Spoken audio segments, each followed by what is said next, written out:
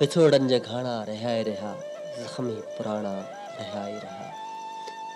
साथियों, ज़िंदगी जे सफ़र में जेके माण्हू खे दर्द मिलंदा आहिनि, सूर मिलंदा आहिनि, दुख मिलंदा आहिनि ऐं वक़्तु वॾा वॾा ज़ख़म ॾेई वेंदो आहे, पर जेके ज़ख़्मनि जा ॾिनल, जेके लफ़्ज़नि जा ॾिनल ज़ख़्म हूंदा आहिनि, उहे कॾहिं भरिजी न आहिनि सघंदा।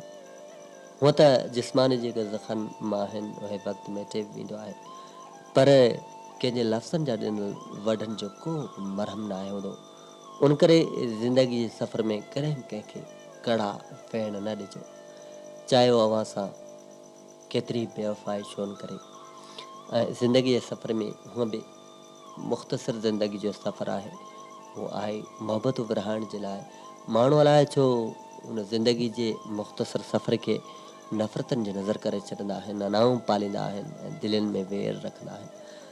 त साथियो, अनाऊं ऐं वेर न आहिनि पालणा, असांखे त मुर्कूं ऐं मोहबतूं विरहाइणियूं आहिनि। असां त अमन जा सफ़ीर आहियूं ऐं असांखे उहे कचहरियूं ऐं कुर्ब मोटाइणा आहिनि जेके असांखां रुसी विया आहिनि। ऐं हिन जिदत असांखां छा छा न खसियो आहे। चवंदा आहिनि तब्दीली अणतर हूंदी आहे, पर एतिरो बि न बदिलजी वञिजे जो पंहिंजो जेको आहे सकाफ़त आहे, पंहिंजी जेके रीतूं आहिनि, रस्मूं आहिनि, उहे ई माण्हू भुलाए वेहे। साथियो, ज़िंदगी जे सफ़र में विछोड़ा वैराग त ॾींदा ई आहिनि, पर विछोड़ा अज़ाब रातिनि जा दर्द ॾे अखियुनि खे उजागरनि जा सुजाका ॾेई वेंदा आहिनि। कंहिंखां विछड़ी माण्हू न टहिक ॾेई खिली सघंदो आहे, न दाहूं करे रोई सघंदो आहे, ऐं विछोड़ो माण्हू जे अंदर ई अंदर में वढ विझंदो आहे। रहनि था अर्श जा आरा कॾहिं कहिड़ा कॾहिं कहिड़ा, उहे मक़तल उहे मारा कॾहिं कहिड़ा कॾहिं कहिड़ा।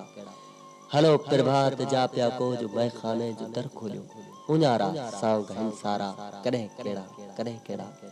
हिया एॾो न हार जो कुझु कलेजा तूं बि हिटकियो जल, इजे गणतियूं पया गारा कॾहिं कहिड़ा कॾहिं कहिड़ा। सुभाणे जे बि सूरनि खे पया मंसूर मोह ॾींदा, असां पंहिंजा पता वारा कॾहिं कहिड़ा कॾहिं कहिड़ा। अड़ांगिन इश्क जे राहुनि लिफो भरियो दुधड़ा जी, अखियुनि में लुड़क ही खारा कॾहिं कहिड़ा कॾहिं कहिड़ा।